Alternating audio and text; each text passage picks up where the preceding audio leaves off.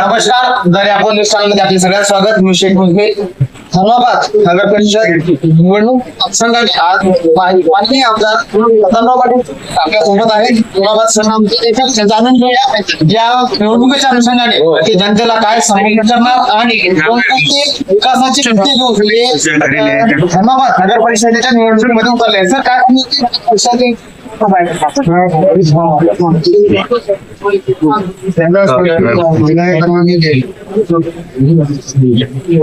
यांच्या पत्नी धर्माबाद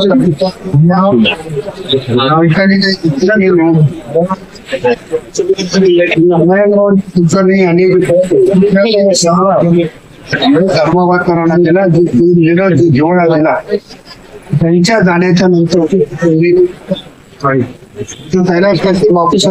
गोटेकडे आणि अनेक वर्ष राज्य त्यांच्या नेतृत्वात हे तालुके राहिले.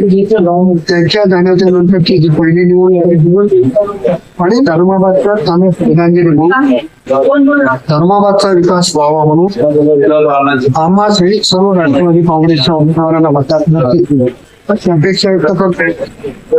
आम्ही जो जाहीरनामा दिला तो जाहीरनामा नसून वचननामा आहे.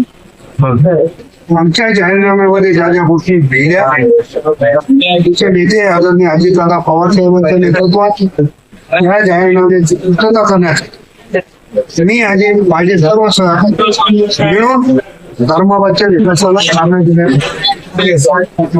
धर्माबाद मध्ये जे काही महत्वाचे प्रश्न आहेत त्या सगळ्या प्रश्नांची वाचा करून आदरणीय अजितदादांच्या नेतृत्वामध्ये धर्माबादच्या नागरिकांचं एकूण म्हणणं आहे नायगाव आणि धर्माबाद विधानसभेचे विद्यमान आमदार ते आपल्याच पक्षाला मोठे पद देतात आणि छोटे पद पण आपल्याच पक्षाला देतात आणि वरे तर युती आहे. तर राष्ट्रवादी काँग्रेस पक्ष आणि शिवसेना शिंदे अन्याय होतोय याबद्दल काय सांगणार? अन्याय कोणी सहन करत नाही.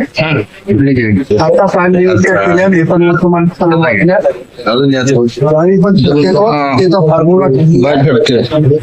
कोणाची भागिरी नाही आणि त्या प्रमाणात जे ठरलंय ते करावं लागेल. त्या निवडणुका झाल्याच्या नंतर आमच्या नेत्याच्या सोबत बसणार अनेक नेत्यांना बोलवणार आणि आमचा जो वाटा आहे त्या वाट्याचे आम्ही नावच जे निवडणुका आणि मतमोजणी हे समोर ठरले काय तुम्ही बोलायची गरज नाहीये. राज्याच्या मुख्यमंत्र्यांनी नेते दिली नेत्यांनी दिल्याच्या नंतर कार्यकर्ते बोलणं उत्तर देणार नाही.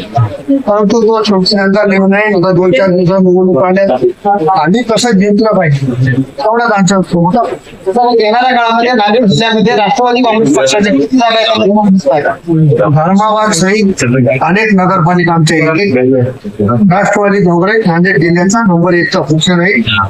आदेश सांगतो आणि निकालाच्या नंतर